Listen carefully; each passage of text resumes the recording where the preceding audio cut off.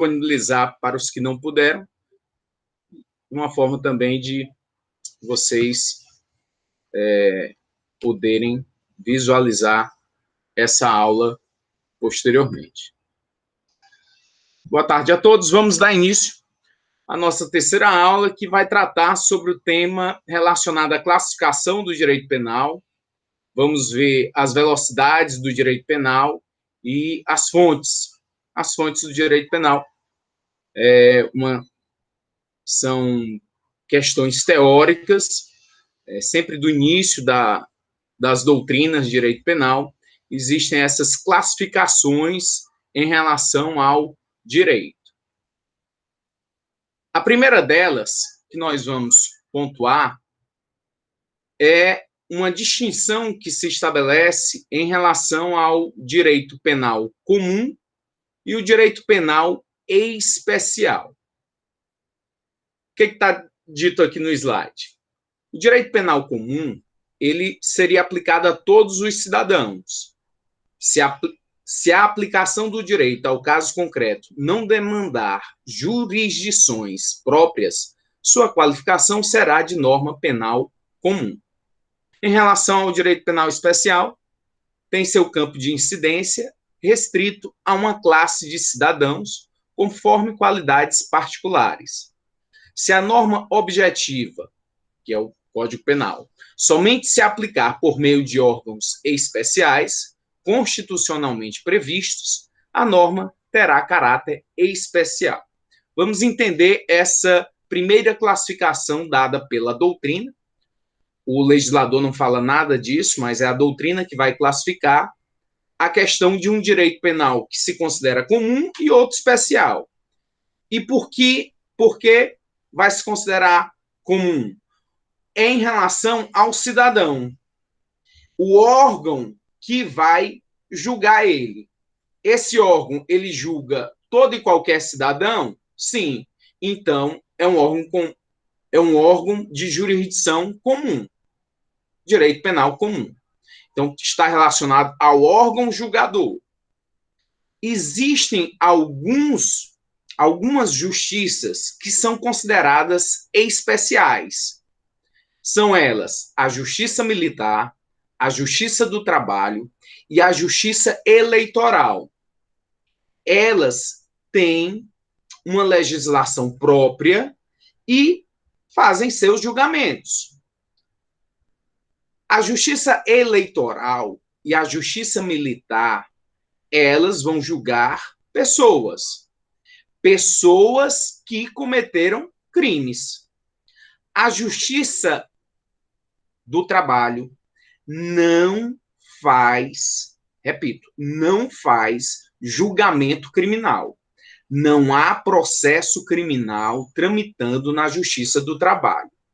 Se o juiz do trabalho se deparar em uma determinada audiência com uma testemunha que está mentindo, por exemplo, praticando falso testemunho, ele não é competente, ele não tem a atribuição necessária para fazer com que essa pessoa venha a responder perante ele um processo penal. Não existe justiça do trabalho penal, não existe. O que esse juiz do trabalho tem que fazer?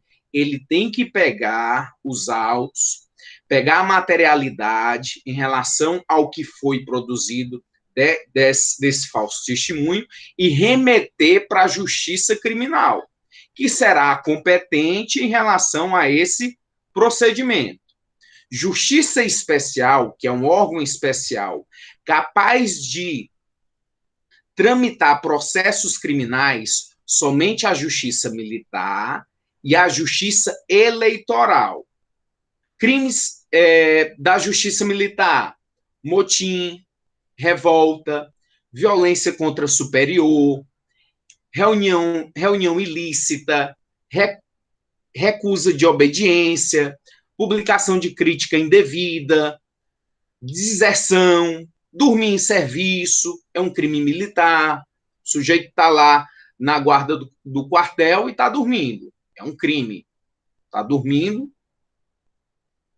Só o fato dele estar dormindo se caracteriza um crime militar.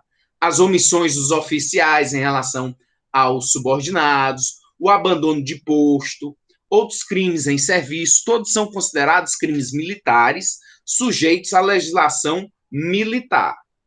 E a justiça eleitoral? Tem a falsidade ideológica eleitoral, tem a boca de urna, tem a compra de votos, a inscrição fraudulenta de eleitor. São crimes próprios do Código Eleitoral. A justiça militar, onde é que ela está com sua fundamentação na Constituição? No artigo 125, parágrafo 4º da Constituição Federal, vai dizer o seguinte: compete à Justiça Militar Estadual processar e julgar os militares dos estados nos crimes militares definidos em lei e as ações judiciais contra atos disciplinares militares, ressalvada a competência do júri quando a vítima for civil, cabendo ao tribunal competente decidir sobre a perda do posto e da patente dos oficiais e da graduação das praças. Então, você vê que o texto legal da Constituição asseverou que a competência para julgar os crimes é da Justiça Militar. Então, é considerado um direito penal especial, esse direito penal militar. E a questão do embasamento em relação aos crimes eleitorais. Por que a Justiça Eleitoral ela tem competência, no sentido de atribuição, para julgar os crimes que são previstos no Código Eleitoral? A lei eleitoral é a lei número 4.735, de 1965. Diz o artigo 35 do Código Eleitoral. Compete aos juízes, inciso 2, processar e julgar os crimes eleitorais, e os comuns que lhe forem conexos, ressalvada a competência originária do Tribunal Superior e dos tribunais regionais. Portanto, todos esses crimes que eu falei, falsidade ideológica eleitoral, boca de urna, compra de votos, inscrição fraudulenta, justiça especial, justiça eleitoral. É o juiz eleitoral que vai tramitar esse processo em relação ao crime. E na justiça militar, todos aqueles crimes, a justiça são duas justiças especiais. Olha a estrutura do Poder Judiciário. Só para você ter a noção, você que, em regra, está no segundo semestre, mas veja a estrutura do Poder Judiciário, como ela é disposta. Nós temos o Tribunal, o Superior Tribunal de Justiça, nós temos o Tribunal Superior do Trabalho, o Tribunal Superior Eleitoral, o Superior Tribunal Militar, todos abaixo de quem? Do Supremo Tribunal Federal, que é o nosso órgão máximo, é o órgão máximo da justiça brasileira, Supremo Tribunal Federal. Abaixo aqui, vamos aqui pelos juízes de direito e os juízes federais. Os juízes de direito e os juízes federais, eles estão na justiça comum. Por quê? Porque são crimes comuns. Vão julgar lá o roubo, o furto, o homicídio, o latrocínio. E quando há um recurso, vai subir. Se for a justiça comum estadual, o juiz de direito, sobe para o Tribunal de Justiça. Se for na Justiça Federal, havendo recurso, vai para o Tribunal Regional Federal, e aí a instância superior é o Superior Tribunal de Justiça, sempre em grau de recurso. Juízes do Trabalho, instância superior é o Tribunal Regional do Trabalho, posteriormente o Tribunal Superior do Trabalho, até chegar ao Supremo Tribunal Federal, mas esse não tem causas criminais. E os juízes eleitorais, Tribunal Regional Eleitoral, Tribunal Superior Eleitoral, até chegar à instância máxima, Supremo Tribunal Federal. E os juízes militares, Superior Tribunal Militar. Essa é a estrutura do Poder Judiciário, e vocês notam aí que existem as justiças especiais, que é a Justiça Eleitoral, a Justiça Militar. As outras duas, que é a Justiça Estadual e a Justiça Federal, que é a União, estará na Justiça, no direito penal comum. Mais uma classificação trazida pelos doutrinadores se refere a um direito penal material e um direito penal formal, material ou substantivo. Esse direito penal substantivo ele é representado pela lei penal, que define as condutas típicas e estabelece as sanções. Quem é ele? O nosso direito penal, que nós estamos estudando aqui a partir de agora, nesse semestre. Então, você tem o Código Penal, que é a lei penal, que vai do artigo 1º até o 361, mas também leis especiais, leis que são consideradas como extravagantes, onde há também a descrição de condutas criminosas, são considerados como um direito penal material. É um direito que se materializa. Através de quê? De definição de condutas dentro do preceito da legalidade. Há de haver a definição da conduta incriminadora e a descrição da sanção penal para haver o crime. Então, crime, artigo 121 do Código Penal, matar alguém, pena, reclusão de 6 a 20 anos. Então, você tem ali uma conduta tipificada. O legislador ele traz modelos, moldes. Cada artigo é um molde que o legislador vai descrever uma conduta. A descrição ela é realizada através desse tipo penal. Cada artigo do Código Penal se denomina de tipo penal. Quando há a descrição da conduta, é chamado de preceito primário.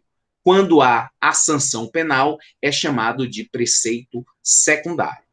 E o que seria o direito formal, também chamado de adjetivo? É o direito processual penal, que determina as regras de aplicação do direito penal substantivo. A partir do momento que o indivíduo comete um crime, passa o Estado a poder exercer um dever de poder, exercer o ius puniendi, o direito de punir. E aí ele vai fazer isso através de quê? Como vai formalizar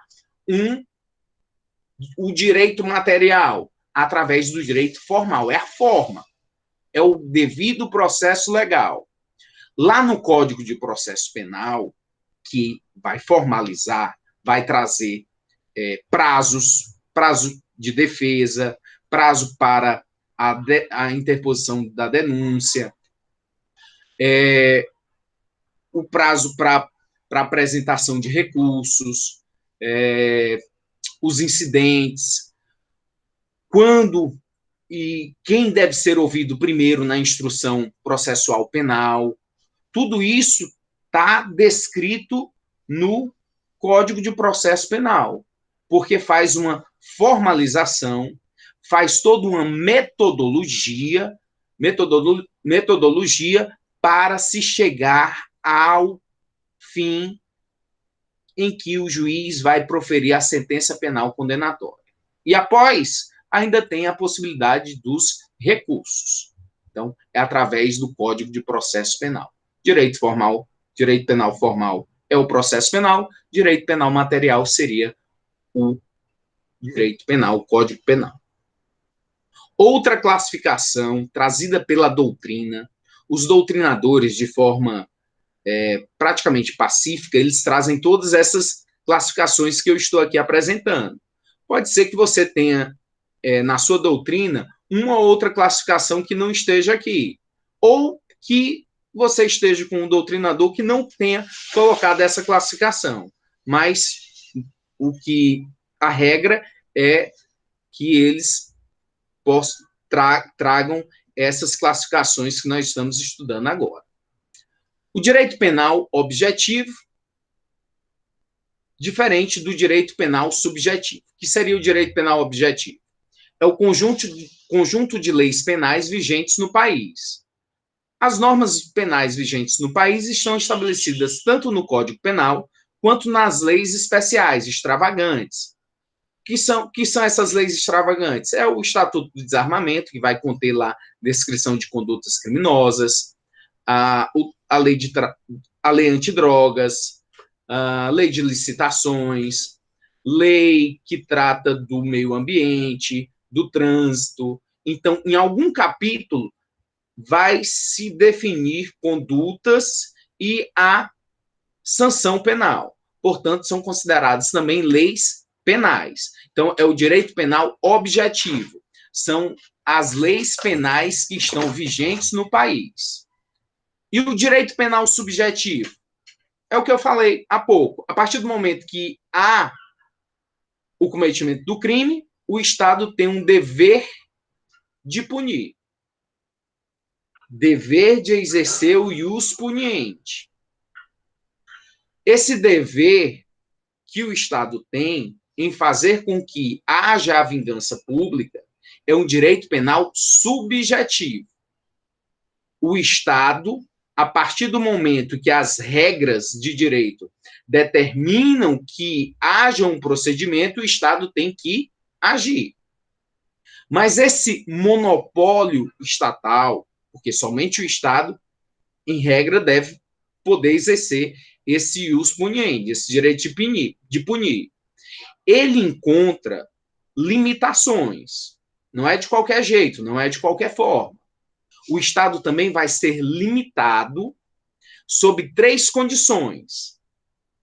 Uma, a questão temporal, o tempo em relação ao cometimento do crime.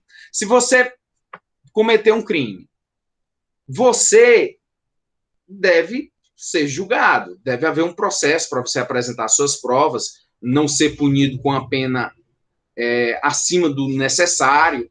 Então, todo o devido processo legal deve ser estabelecido. Só que você não pode também ficar à mercê do Estado para sempre, esperando de forma indefinida que o Estado venha e movimente seus órgãos públicos, a polícia, o Ministério Público, a Justiça, o Poder Judiciário, para que haja o devido processo em relação a você.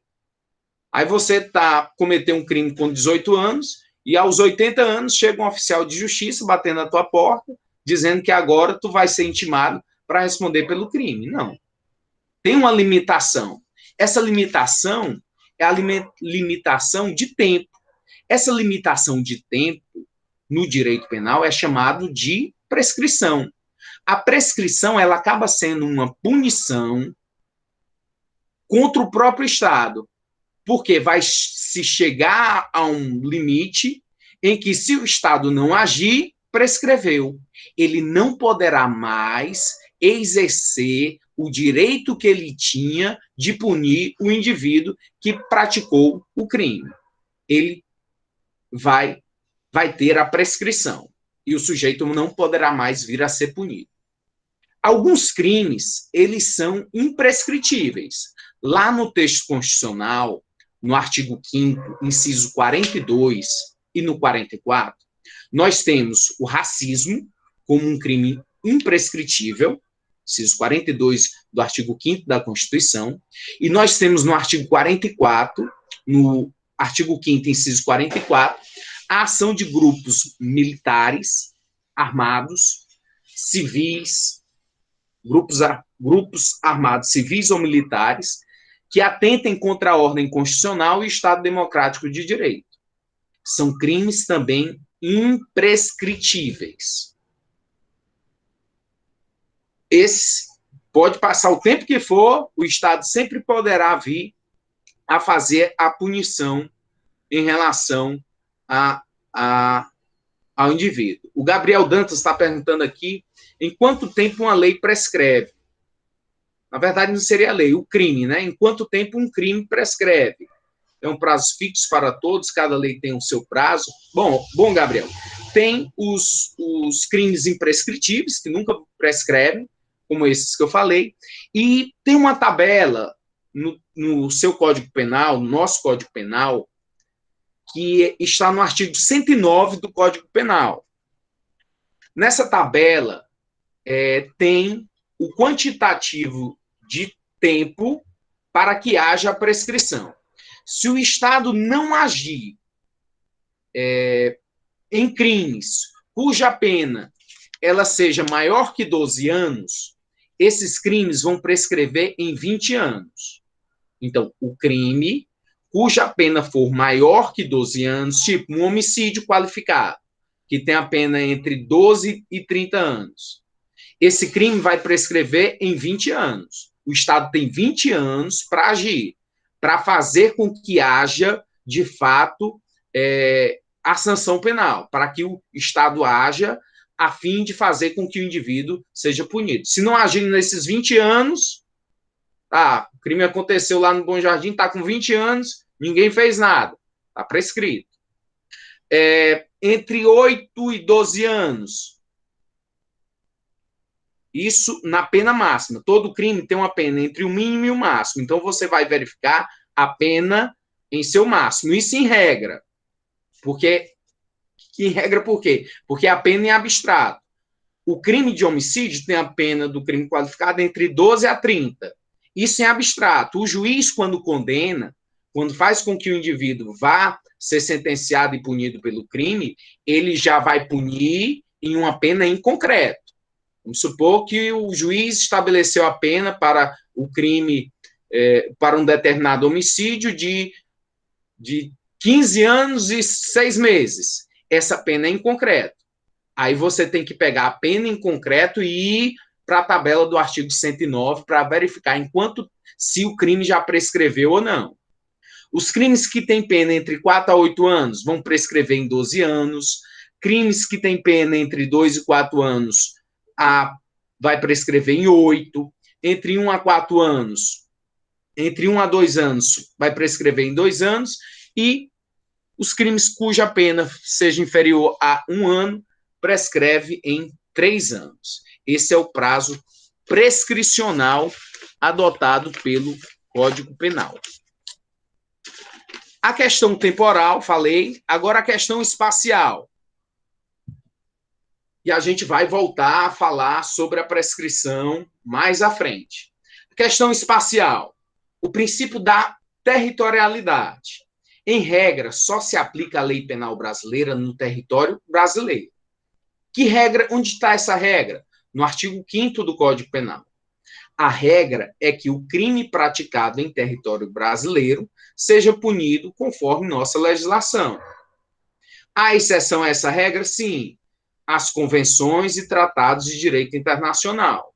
Mas a questão espacial é que crime ocorrido no território, somente legislação penal brasileira. Mas se ocorrer em outro território, nós, brasileiro, nós não estamos em Cuba. O sujeito é livre, ele pode ir embora, morar em outro país, mas ele vai ter que respeitar as leis daquele local. Se ele praticar um crime lá fora, o Brasil não vai intervir, não vai mandar agentes da Polícia Federal para resgatar esse sujeito. Não. Ele cometeu crime lá fora, ele vai ser punido conforme a legislação daquele país. A não ser que o artigo 7º do Código Penal trate de forma diversa, que é a questão da extraterritorialidade, que é uma condição em que o Estado brasileiro pode exercer a sua legislação brasileira em crimes ocorridos fora do nosso território. Mas a regra que rege é o princípio da territorialidade. Então, crimes ocorridos no nosso território. É um limite à ação da lei penal brasileira. E o modo, princípio da dignidade da pessoa humana. Há de ser respeitados não apenas a forma, não apenas a descrição da conduta dentro do princípio da legalidade, de você somente vir a ser preso, ser punido, se houver a descrição daquela conduta e a sanção penal. Além disso, é necessário a questão do conteúdo, que é conteúdo material, que sejam respeitados os princípios constitucionais estabelecidos no artigo 5º, quer estejam expressamente, quer implicitamente, princípio da dignidade da pessoa humana, da insignificância, princípio da culpabilidade, da anterioridade da lei, princípio da lesividade, da personificação da pena, da individualização da pena. Todos esses princípios, eles vão pontuar o Estado em relação ao seu limite de punição. Então, o Estado não pode estar punindo de qualquer forma. É no limite da lei e dentro dos princípios e regras que a própria Constituição pode e estabelece. Agora, cuidado. Há um caso em que o Estado tolera a punição privada, paralela à punição estatal. Que caso é esse? O Estatuto do Índio é a Lei 6.061, de 1973. Por essa lei, em seu artigo 57, diz: será tolerada a aplicação pelos grupos tribais, de acordo com as instituições próprias, de sanções penais ou disciplinares contra os seus membros, desde que não revistam caráter cruel ou infamante, proibida, em qualquer caso, a pena de morte. Vejam, então, Professor, é possível professor? que a punição possa ser estabelecida Professor? através de uma vingança privada, que não é o Estado que vai impor. O próprio Estado deu essa possibilidade. Possibilitou, no caso dos índios, em que haja uma questão entre grupos tribais, eles mesmos poderem estabelecer uma sanção penal. Então, o Estado abre mão do ius puniendi, dele mesmo punir o indivíduo nessa questão dos indígenas. Isso fere a Constituição Federal? Não. Vejam o que diz o artigo 231 do texto constitucional. Aqui, só um instantinho, o Geobson está pedindo para entrar, eu não estou vendo. Não vi a entrada do Geobson. O Elias, onde é que está? Já entrou o Geobson, ok.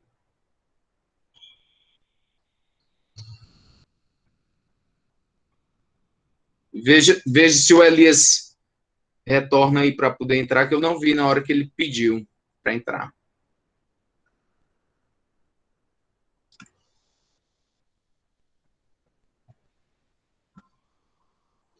Então, texto constitucional, voltando aqui, se ele voltar aqui a solicitar.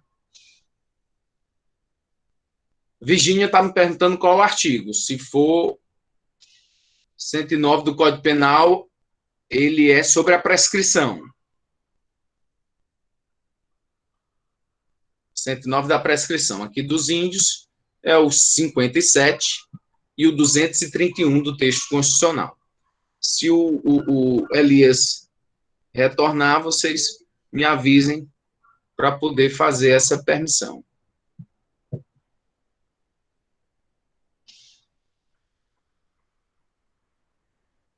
O Gustavo está me perguntando sobre a questão de estrangeiro. Professor, quando o crime for cometido em um barco brasileiro, em águas estrangeiras, a lei aplicável será do país estrangeiro ou a brasileira? Aí nós vamos estudar ainda o artigo 5º, o artigo 7º do Código Penal, que fala de territorialidade e extraterritorialidade. Mas se o crime foi um barco brasileiro, você tem que identificar, Gustavo, se o barco, a embarcação, ela é de natureza pública ou privada. Se for de natureza pública, a lei penal será brasileira. Se for de um navio privado, um navio particular, um navio a turismo, e ele esteja em águas estrangeiras, a lei aplicável será do país estrangeiro. Artigo 5º e artigo 7º. Voltando aqui. Então, o próprio texto constitucional diz, no artigo 231, o seguinte: são reconhecidos aos índios sua organização social, costumes, línguas, crenças e tradições, e os direitos originários sobre as terras que tradicionalmente ocupam, competindo a União demarcá-las, proteger e fazer respeitar todos os seus bens. Portanto, essa possibilidade dos grupos, eles mesmos, poderem exercer o direito penal é possível. E aí traz uma exceção ao monopólio do Estado em exercer o ius puniendi. Teve um caso que ocorreu em 2015. Um índio de uma tribo Manaó-Pium, lá da reserva Raposa Serra da Lua. O que aconteceu com esse índio? Ele se envolveu em uma contenda, numa disputa, com outro índio. E ele acabou tirando a vida desse rapaz. Então, ele praticou um homicídio do artigo 121 do Código Penal. Só que os líderes da tribo, eles fizeram um julgamento. E do julgamento que foi realizado, eles determinaram como pena esse indivíduo ter que fazer uma casa nova para mulher do morto. Eles determinaram que ele ficasse 5 anos afastado da tribo que ele estava. Ele foi recolocado em outra tribo, uma tribo denominada Wai-Wai. Ele teve que aprender essa língua da outra tribo. Ele foi proibido de se ausentar da região sem a permissão dos líderes tribais. Então, todas essas possibilidades foram realizadas, essas possibilidades em relação ao julgamento. Houve um julgamento e houve a punição. E essa punição, ela teve que ser convalidada pelo Estado. De que forma? O Ministério Público lá de Roraima, estado onde a tribo ela se localiza, eles tentaram denunciar, promover uma ação penal ainda contra esse índio. Só que isso caracterizaria um bis in idem, uma dupla punição, já que ele já tinha sido julgado e punido. Como ele poderia vir a ser punido novamente? Então, o Tribunal de Justiça de Roraima determinou, então, o arquivamento de todos os autos. Por quê? Porque feria a Constituição no artigo 231 e porque o Estatuto do Índio permitia essa possibilidade de julgamento perante a própria tribo.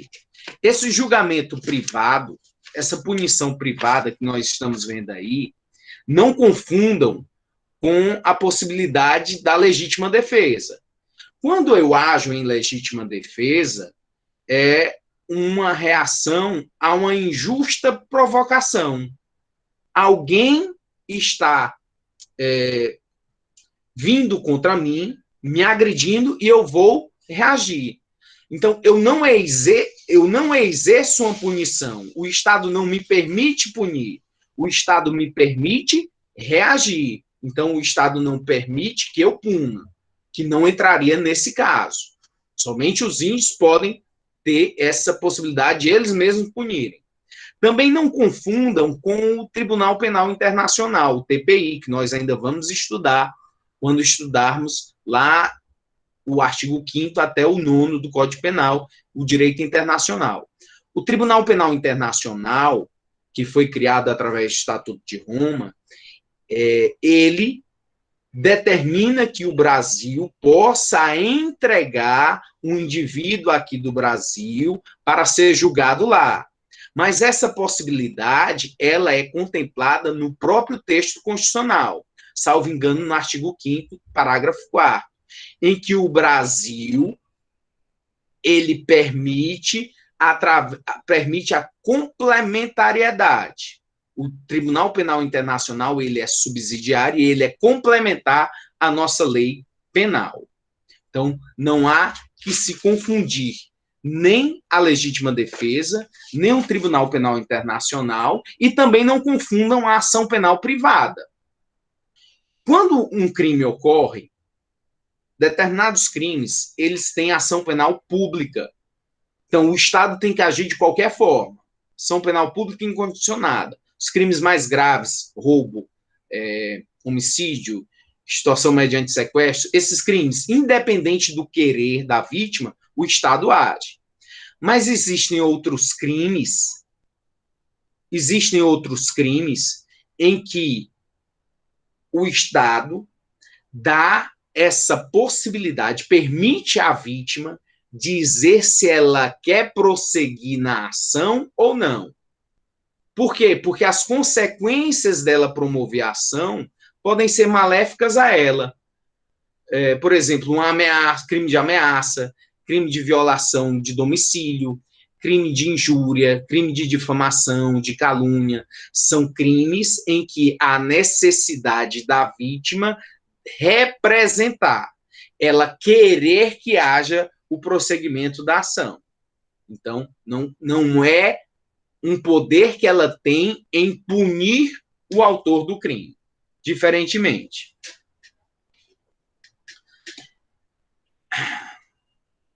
Tem aqui uma pergunta.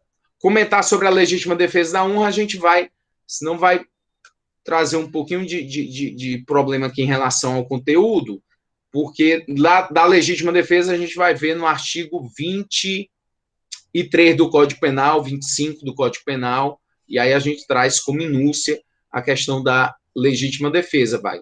Mas se depois você tiver uma pergunta específica, depois me manda que eu posso responder tanto por torpedo quanto WhatsApp para adiantar esse conteúdo para você em relação à legítima defesa, legítima defesa da honra e as outras formas de legítima defesa, porque realmente é um assunto palpitante. Vamos entrar agora em uma outra classificação, e essa classificação do direito penal, em velocidades do direito penal, também é um braço da matéria de política criminal. Mas tanto em política criminal quanto em direito penal, nós temos tido uma sedimentação desse conteúdo doutrinário, teórico, em relação ao direito penal, ele ser estabelecido em velocidades do direito penal. Quem idealizou essa teoria foi o professor catedrático professor espanhol Silva Sanches. Ao analisar as alterações do direito penal ao longo dos anos, como se passasse por velocidade. Então, ele fez uma análise do direito penal, entendendo que alguns crimes eles deveriam ter uma celeridade maior, que alguns crimes, pela sua gravidade, pela sua complexidade, eles gozam de certos direitos. Então, ele fez toda uma análise, toda uma sedimentação, toda uma fundamentação teórica para trazer essas velocidades. E ele fez em 3 velocidades. Mas essa teoria trazida pelo professor Silva Sanches, ela trouxe tanta discussão que já doutrinadores já têm a 4ª velocidade do direito penal. Vamos aqui tentar ter os primeiros entendimentos acerca dessas velocidades, mas certamente peço a vocês que façam depois pesquisas em relação a essas velocidades para ter uma maior compreensão e aprofundamento em relação a elas. A primeira velocidade se refere a quê? Seria composto por um direito penal de garantias, preservando as liberdades individuais. Os crimes teriam penas mais graves, muitas delas privativas de liberdade, mas os réus gozariam de ampla defesa, contraditório e todos os componentes do devido processo legal. É chamado também do direito penal nuclear, é o núcleo. Então, é como se existisse a aplicação de penas privativas de liberdade. É o nosso direito, o direito que aí está, essa primeira velocidade. Então, crimes como homicídio, roubo, furto, estelionato, apropriação indébita, todos os crimes graves, eles devem ser punidos. Com o quê? Com penas privativas de liberdade. O indivíduo deve ter um processo adequado, o devido processo legal, com prazos determinados para isso. Então, essa seria a primeira velocidade do direito penal. A segunda velocidade do direito penal, também chamado de direito penal periférico, diz o seguinte: evidenciaria um direito penal mais dinâmico, restringindo certos direitos e garantias para atingir, em compensação, penas mais rápidas, como as restritivas de direito e multas. Então, nessa segunda velocidade, se abandonaria o pressuposto de só haver pena privativa de liberdade, podendo haver as penas ditas penas alternativas. Um bom exemplo disso é a Lei 9.099, de 1995, que criou os juizados especiais cíveis e criminais. Nele é possível o instituto da transação penal. O sujeito, ele, antes de haver o julgamento, ele pode transacionar. Ele pode dizer que ele aceita as condições impostas para que não haja punição e que não gere antecedentes, para que não haja, de fato, uma condenação criminal. Existe também a possibilidade de você não precisar de um advogado. Não há um processo e nem denúncia nos juizados, em determinados casos. Outro exemplo, a Lei Antidrogas. A Lei 11.343, de 2006, é a Lei Antidrogas. No seu artigo 28, ela trata da questão da pessoa que é pega com substância entorpecente que se presuma para consumo próprio. Antigamente se impõe a privação de liberdade. Hoje em dia não mais. Esse indivíduo, ele não tem mais pena privativa de liberdade. A ele se colocou medidas alternativas. Tudo que não for privação de liberdade é considerado como medidas alternativas. Então, o juiz, quando vai condenar pelo crime do artigo 28, ele pode condenar com advertência, com a determinação de que o indivíduo vá frequentar centros de reabilitação, pode determinar a prestação de serviço comunitário.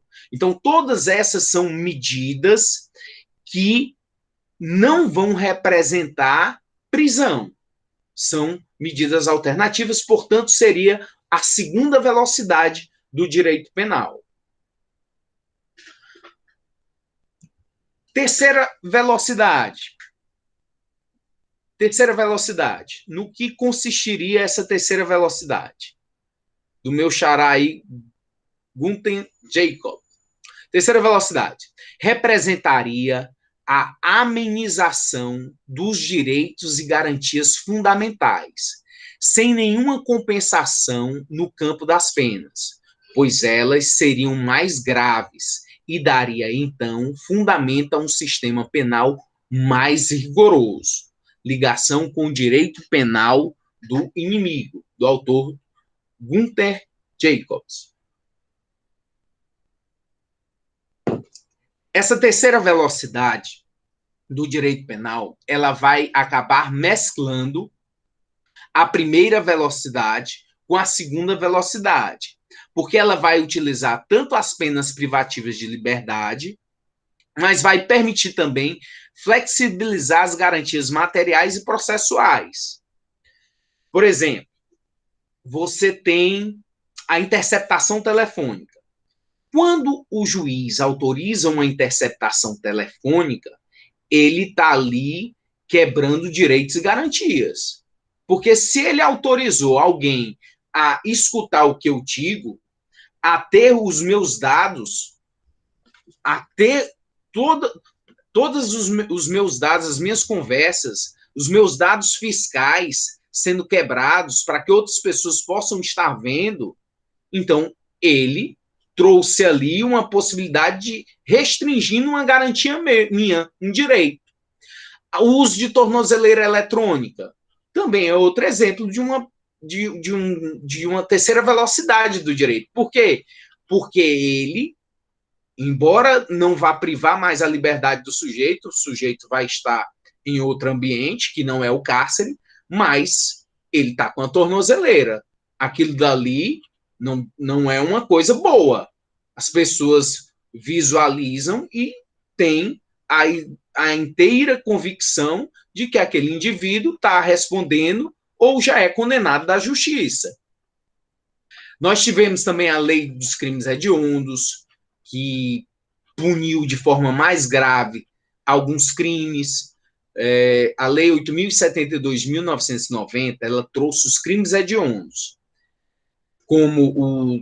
e equiparando alguns crimes também como hediondos. O homicídio qualificado, o estupro, a extorsão mediante sequestro, o latrocínio, o roubo qualificado, a falsificação de medicamentos.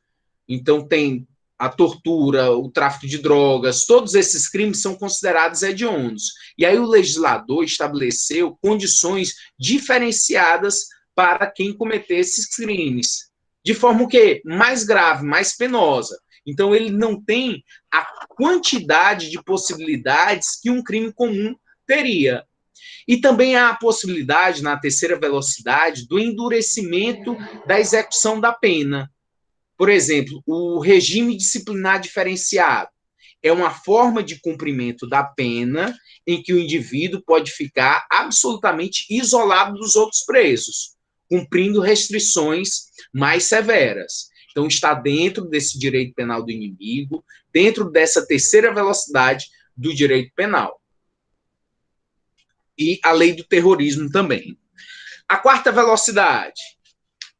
A quarta velocidade está ligada ao direito internacional, dizendo respeito aos julgamentos penais nesse cenário. Em face da gravidade dos crimes, haveria a diminuição dos direitos e garantias fundamentais. É também chamado de neopunitivismo, nova forma de punir. Então, se tenta, isso daqui já não é do autor espanhol, aqui já é a construção de outros doutrinadores, essa quarta velocidade. Então, se tenta globalizar a justiça penal, para que exista uma justiça universal, uma justiça que possa punir ditadores, déspotas, monarcas que violam direitos fundamentais, que praticam crimes de genocídio, crimes de guerra, crimes contra a humanidade, crimes de agressão, que violam os direitos humanos de forma a abranger a coletividade. Então, quando existiu o julgamento de Nuremberg, né, que apurou a questão das atrocidades do nazismo após a Segunda Guerra Mundial, começaram a discutir a necessidade da criação de tribunais penais internacionais que abrangessem todos os países, porque lá naquele local não seria possível estabelecer uma justiça equitativa, isonômica, já que o indivíduo estava lá durante tanto tempo praticando atrocidades. Como é que indivíduos que agora tomaram poder vão fazer esse julgamento? Então, era necessário o quê? Encaminhar para outro local, para outra justiça. E aí advém a criação do Tribunal Penal Internacional, que nós vamos ainda estudar. Mas esse assunto das velocidades do direito penal é um assunto muito interessante, que os doutrinadores têm se debruçado e têm muitos autores têm escrito e estudado bastante. É um tema muito interessante e eu peço a vocês que depois façam pesquisas em relação a isso.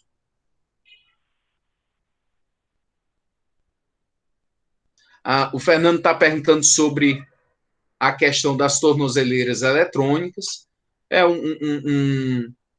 A lei de execuções penais, ela autoriza, em determinados casos, é muito importante para que não haja uma superpopulação carcerária, que já há, mas o objetivo maior é tirar a pessoa, medidas alternativas ao cárcere.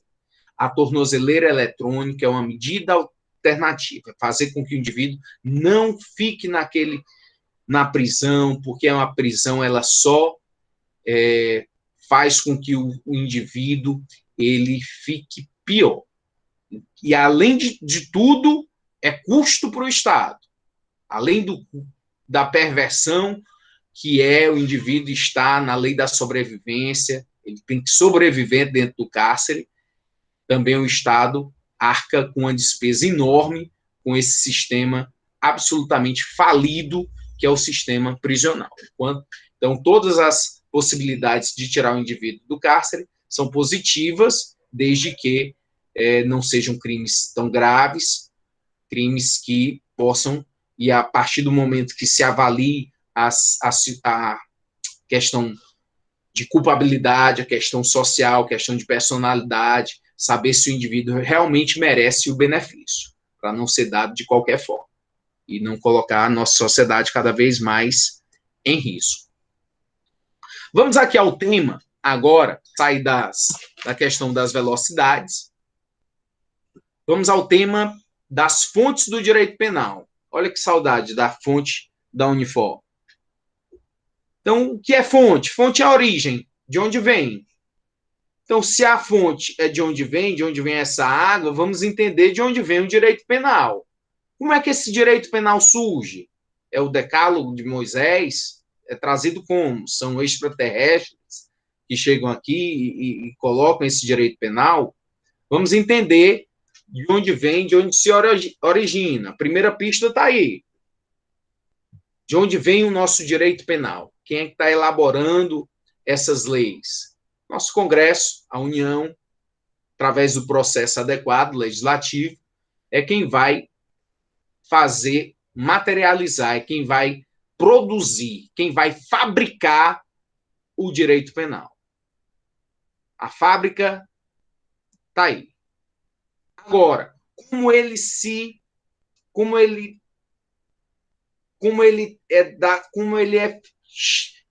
nos chega? Qual é a fonte de conhecimento? Como nos chega esse direito penal? Através da lei, do nosso Código Penal. É através desse conhecimento da população, das leis penais, do Código Penal, é através dele que nós tomamos conhecimento desse direito penal. Então, as fontes do direito têm a ver com a fonte de conhecimento e a fonte de produção.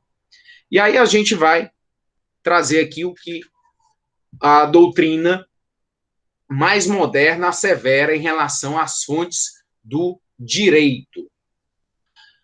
Fontan Balestre diz: na ciência jurídica, fala-se em fontes do direito, atribuindo-se à palavra uma dupla significação.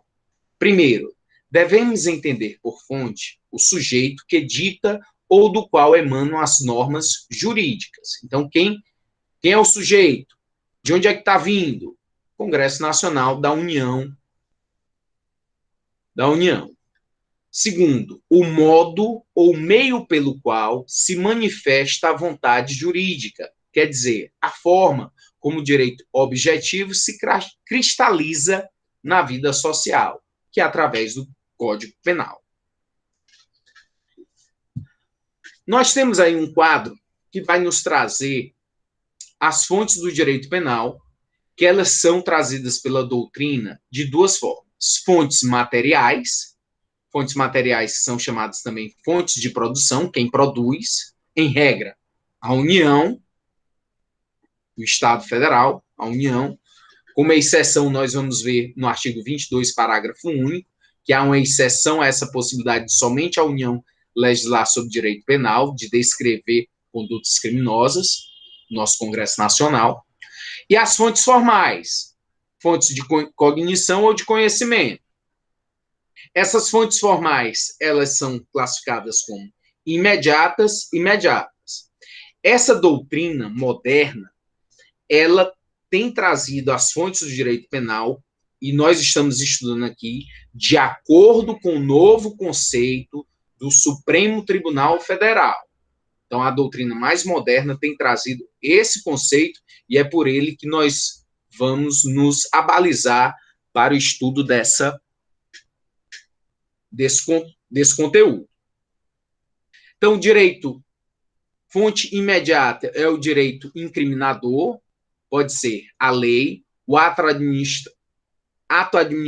atos administrativos complementares das normas penais em branco, portaria do Ministério Público, vamos ver. B, direito não incriminador, seria a Constituição, os tratados internacionais e jurisprudências, com as súmulas vinculantes. E 2, fontes formais imediatas, os costumes e os princípios gerais do direito. Então, vamos entender, vamos aprofundar cada um desses itens para o completo entendimento seu acerca das fontes do direito penal. Primeiro delas é a fonte material. Fonte material, somente a União. Somente a União é capaz de legislar sobre direito penal. Professor, onde é que o senhor encontrou isso? No texto da Constituição Federal, artigo 22, que diz: compete privativamente à União legislar sobre, inciso 1, direito civil, comercial, penal, processual, eleitoral, agrário, marítimo, aeronáutico, espacial e do trabalho. Isso quer dizer que se um vereador de Fortaleza for atrás de querer trazer como crime que o ciclista que esteja no calçadão, ele possa ser punido com a pena de reclusão de 1 ano a 6 anos, é absolutamente inconstitucional. Por quê? Porque ele não tem competência. A Câmara Municipal de Fortaleza não tem essa competência. A Assembleia Legislativa, um deputado estadual, não tem essa competência. De quê? De legislar sobre direito penal. Não pode estar inventando. E é muito comum, e você vai ver agora nessa época de eleição para vereador, para prefeito, sempre tem alguém inventando, dizendo que vai fazer com que haja a pena de morte e alterar o Código Penal. É plataforma. Mas somente quem pode legislar sobre direito penal é a União. E através de quem? Congresso Nacional, deputados federais e nossos senadores. Tem alguma exceção a essa possibilidade? Já falei que tem. Está no parágrafo único do artigo 22, que diz o seguinte: lei complementar poderá autorizar os estados a legislar sobre questões específicas das matérias relacionadas neste artigo. Então, é possível, através de lei complementar de difícil tramitação, porque requer uma votação em maioria absoluta. Normalmente, as leis penais, elas são são tramitadas através de lei ordinária, que é um processo mais célere e com menos dificuldade em relação às votações, mas tem que ser através de uma lei complementar sobre uma matéria específica. O que é uma matéria específica? Que só tem naquele estado. Só tem no estado do Ceará, só tem em Alagoas, só tem em São Paulo, só tem no Rio Grande do Sul essa situação. E aí o estado está solicitando a autorização do Congresso Nacional para que seja autorizada a Assembleia Legislativa do Estado legislar sobre essa matéria. Tem aqui no estado do Ceará o pessoal que vai para as embarcações, os Fugiu aqui o nome. Mês de agosto, normalmente nem vão para o mar. Os jangadeiros. Fugiu o nome. Os jangadeiros. Então, imagine que só aqui no estado do Ceará tem a questão dos jangadeiros. E há uma disputa, uma briga muito grande entre eles. Eles jogam aqueles botijões de gás, explodem para ter uma pesca maior de peixes, eles brigam entre si, e aí o estado do Ceará viu que era necessário legislar sobre essas condutas aqui, ou impondo penas mais severas, ou trazendo descrição de crimes que até então não existiam. É uma matéria específica. O estado do Ceará tem que pedir autorização à União para que, através do Congresso Nacional, possibilite o Estado do Ceará, pela sua Assembleia Legislativa, legislar sobre direito penal. Então, o parágrafo único do artigo 22 não será toda e qualquer matéria que deverá ser alvo da atividade legislativa na hipótese. Para tal competência em favor do Estado-membro, é necessário, primeiro, a necessidade de uma lei complementar e, segundo, a delegação limita-se a questões específicas de direito penal. Fonte imediata do Código. Fonte imediata, formal. Fonte formal imediata do direito penal é a lei. É através da lei que nós tomamos conhecimento do Código Penal. O Código Penal, ele é uma garantia do cidadão contra o arbítrio do Estado. Então, eu tenho um código na mão antes de cometer o crime. Eu estou respaldado nele, porque eu sei que eu só serei punido se o que eu fizer estiver constando aqui, estiver descrito. E eu sei também que essa punição que o Estado possa me proporcionar, possa me trazer como consequência do crime que eu pratiquei, somente será entre os limites estabelecidos nesse Código Penal. A decisão de praticar o crime é minha. Eu decido se vou praticar ou não. Eu decido se eu aguento essa pena ou não. Então, a fonte formal imediata é a lei. O Código Penal, a lei penal. Fonte formal imediata, e essa fonte formal imediata é direito incriminador. É a única fonte formal imediata que descreve conduta e comina sanção penal. As outras não são incriminadoras. Vão trazer significado, vão trazer conhecimento ao direito penal, sem, no entanto, trazer culminação de pena, descrição de conduta e a consequente sanção penal. Então, os tratados internacionais são considerados fontes formais imediatas do direito penal, não de forma não incriminadora. Os tratados internacionais que o Brasil assinou têm força de lei ordinária. Se o tratado internacional versar sobre direitos humanos e for aprovado pelo Congresso Nacional com procedimento da emenda constitucional, aprovado por 2 turnos das 2 casas do Congresso Nacional e por 3/5 dos votos dos respectivos membros, ele ingressa no direito brasileiro, com força de emenda constitucional. O tratado terá força e hierarquia de emenda constitucional. Segundo o Supremo Tribunal Federal, o tratado que trata sobre direitos humanos que não for aprovado pelo procedimento especial da emenda constitucional ingressará no direito brasileiro com status de norma infraconstitucional e supralegal, acima da lei, supralegal, e abaixo da Constituição Federal, infraconstitucional. Efeitos desse posicionamento do Supremo Tribunal Federal. Por exemplo, a partir de 2008, o Supremo Tribunal Federal entendeu não ser possível a prisão cível do depositário infiel. O STF entendeu que a prisão cível é possível somente para o devedor voluntário de alimentos. Então, você tem aí os tratados internacionais, dê uma olhadinha depois no artigo 5º, em seus parágrafos, acerca dessas questões em relação aos tratados internacionais que são importantes como fontes de conhecimento do direito penal. não vai servir para incriminar ninguém, mas vai servir como interpretação e como forma de absolver, de fazer com que o indivíduo não vá responder por determinado crime, como essa questão aí que você viu do depositário infiel. Aquele que tinha um bem, tipo uma moto, eu fiz um leasing, estava pagando, depois não paguei mais, veio a justiça querendo me tomar o bem, mas o juiz me determinou que eu ficasse com esse bem, mas depois eu me desfiz dele. O que acontecia? O juiz decretava a prisão. Era dívida. Hoje em dia isso ainda pode acontecer?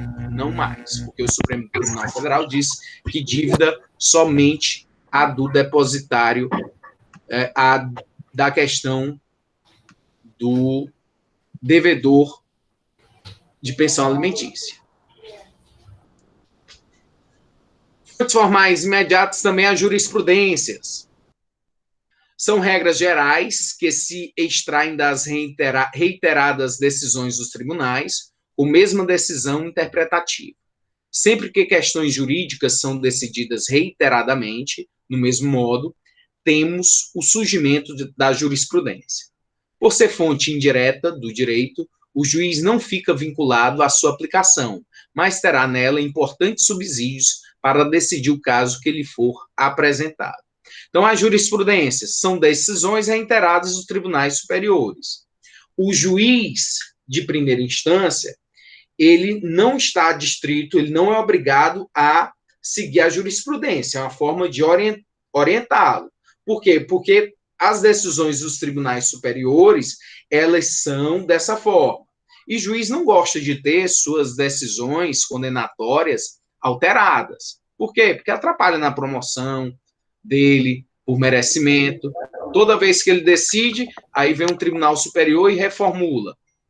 Professor. Refaz o que ele fez. Então, as jurisprudências, elas, quando um determinado assunto ele é repetido, ele vem sendo repetido pelo Tribunal Superior, acaba se formulando uma jurisprudência para orientar os demais juízes inferiores a seguirem daquela forma, porque o entendimento superior é esse.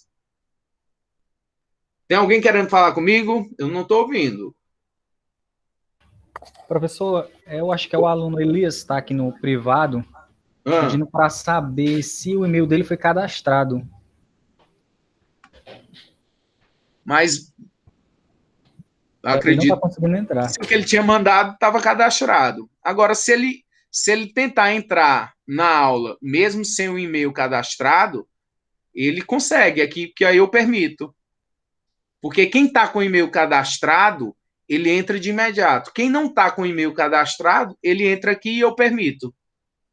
Então, se ele pudesse entrar agora, é só ele entrar que eu dou a permissão no sistema.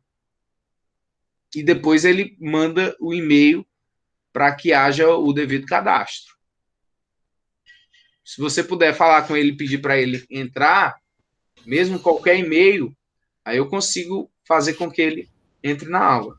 Certo, vou aqui avisar para ele novamente. Agradeço. E na hora que vocês perceberem aí que ele está entrando, me avisa que eu, de imediato, já dou a permissão aqui. Posso também não estar vendo. As súmulas vinculantes, elas estão no parágrafo 1º do artigo 103A. São também consideradas como fontes formais imediatas, assim como as jurisprudências. O que é a súmula? A súmula terá por objetivo a validade, a interpretação e a eficácia de normas determinadas, acerca das quais haja controvérsia atual entre órgãos judiciários ou entre esses e a administração pública, que acarrete grave insegurança jurídica e relevante multiplicação de processos sobre questão idêntica. Só pode ser editada pelo Supremo Tribunal Federal, uma súmula vinculante. Obriga magistrados e órgãos públicos a decidirem da mesma forma. Tem que ser aprovada por 8 ministros do STF e deve abordar matéria constitucional. Então, a súmula vinculante, de Diferentemente das jurisprudências, essas têm que ser seguidas pelos juízes, como uma lei, porque elas têm, de fato, essa força de lei. A súmula vinculante número 11, um exemplo de súmula que foi editada pelo Supremo Tribunal Federal,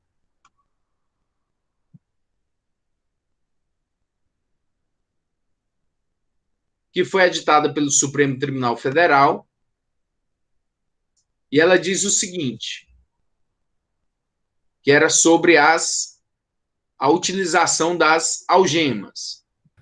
Professor, ele disse que está solicitando aí. Não sei se está aparecendo, é para o senhor aí a caixa da solicitação dele. Agora vai. Seja bem-vinda, Elias! Agora foi.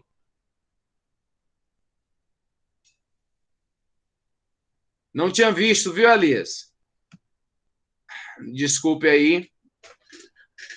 Agora que eu consegui visualizar. Depois, Elias, me mande esse e-mail que você entrou para que haja o devido cadastro. Não sei se eu já tinha cadastrado o seu, mas, de qualquer forma, eu tento cadastrar novamente. Deu certo, graças a Deus, Virgínia. Ele estava deixando doido, eu e a Kátia aqui no privado, para poder entrar nessa aula. Show, obrigado. Então, o que é que diz a súmula vinculante número 11? Só é lícito o uso de algemas em caso de resistência e de fundado receio de fuga ou de perigo à integridade física própria ou alheia por parte do preso ou de terceiros, justificada a excepcionalidade por escrito, sob pena de responsabilidade disciplinar civil e penal do agente ou da autoridade e de nulidade da prisão ou do ato processual a que se refere, sem prejuízo da responsabilidade civil do Estado. Então, é uma súmula vinculante, todos os componentes administrativos, todos os entes administrativos, agentes públicos, eles são obrigados a seguir essa súmula. E assim como o Poder Judiciário é obrigado a fazer com que a súmula seja cumprida, sob pena de responderem. Fontes formais imediatas, os costumes. O que seriam os costumes? Conjunto de normas de comportamento a que as pessoas obedecem de maneira uniforme e com constância pela convicção da obrigatoriedade jurídica. Vão auxiliar o intérprete a traduzir conceitos tais como de repouso noturno, honra. Então, esses costumes, eles vão servir para a interpretação, para o conhecimento também da norma em relação a saber o que o legislador quis dizer com aquilo.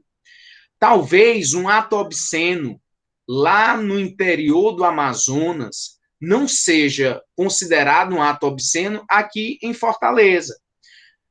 Por quê? Porque tem questões culturais envolvidas. Então, a forma que uma pessoa possa vir a se comportar em um determinado ambiente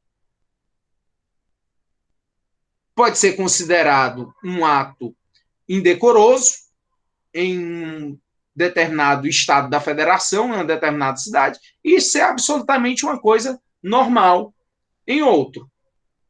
Então, esses costumes, eles vão servir exatamente para essa interpretação. E o que é o costume? Para ser um costume, as pessoas têm aquilo como uma regra, porque é constante, porque é uniforme. E a convicção de que devem fazer daquela forma. Por último, em relação a fontes formais imediatas, os princípios gerais do direito. São os alicerces do ordenamento jurídico, não estão definidos em nenhuma norma penal. Então, esses princípios gerais do direito, eles são de todos os ramos do direito, que é direito tributário, civil, comercial. Todo ramo do direito tem esses princípios, que eles são regras gerais, são convenções, são normas que se estabeleceram e que as pessoas têm aquilo dentro do próprio ordenamento.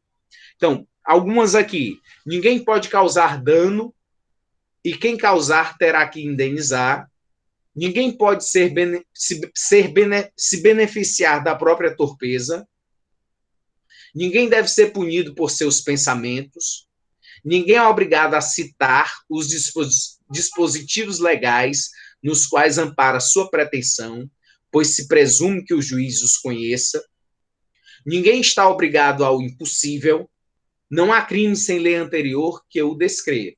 Então, são conceitos gerais, são princípios gerais do direito que servem para a interpretação e que alicerçam o conhecimento. Ok? Eu vou finalizar a apresentação da aula de hoje. Nós vimos a questão das fontes do direito penal. Ainda tem alguns pontos a serem esclarecidos em relação a esse esquema que eu mostrei para vocês sobre essas fontes, principalmente em relação à questão da norma penal em branco, que são os atos administrativos, que também são considerados como fontes. Então, na próxima aula, a gente vai finalizar essa questão voltada às fontes. Vou fazer aqui a interrupção da gravação, desejando a todos